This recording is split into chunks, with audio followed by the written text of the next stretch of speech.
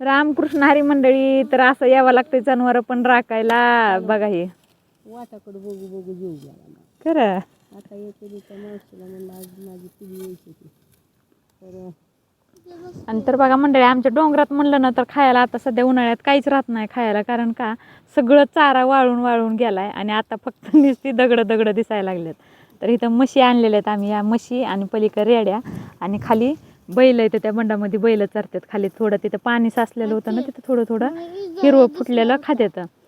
तर अशा म्हशी चरतात बघा. हे म्हणजे कसं खायला लय नाही आहेत, पण थोडं खाऊन पाणी पितात, मग आराम करतात, बसतात थोडं तीर.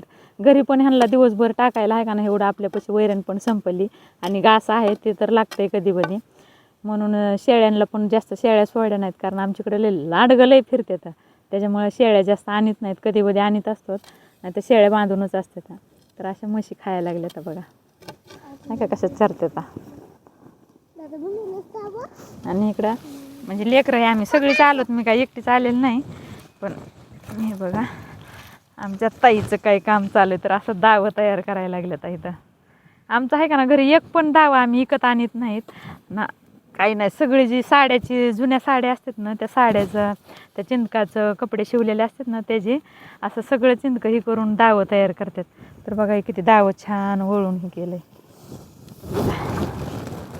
का. असं त्याला बांधायचं आणि वळून तयार करायचं. दादाचं पलीकडचं दावं दे रे इकडं. तर बघा हे दावं असं वळलंय, किती छान आहे का ना. आणि एक पण आम्ही विकत आणत नाहीत बरं का. इतकं कलरचं तर चांगलं वाटायला लागलं या आहे का.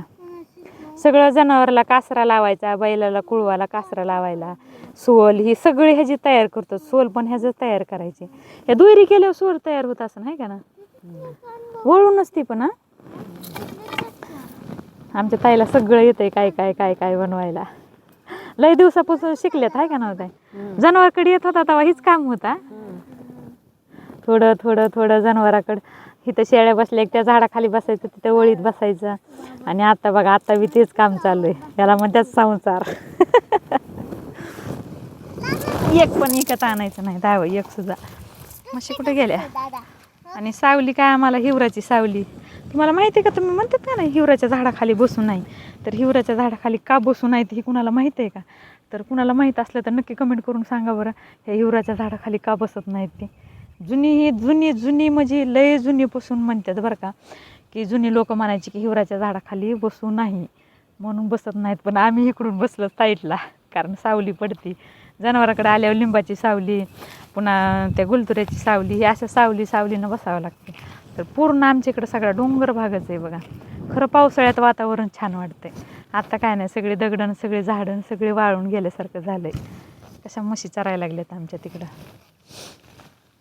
तर आता पाऊस पडूस तर असंच आम्हाला थोडं चारा नाही काही नाही. आणि फक्त एक 15 दिवस चरतात, पुन्हा तर बांधूनच असतात, काहीच खायला राहत नाही पुन्हा. तर चला आता घेऊन जायचं घरी. आता 5-5:30ला घेऊन जायचं घरी.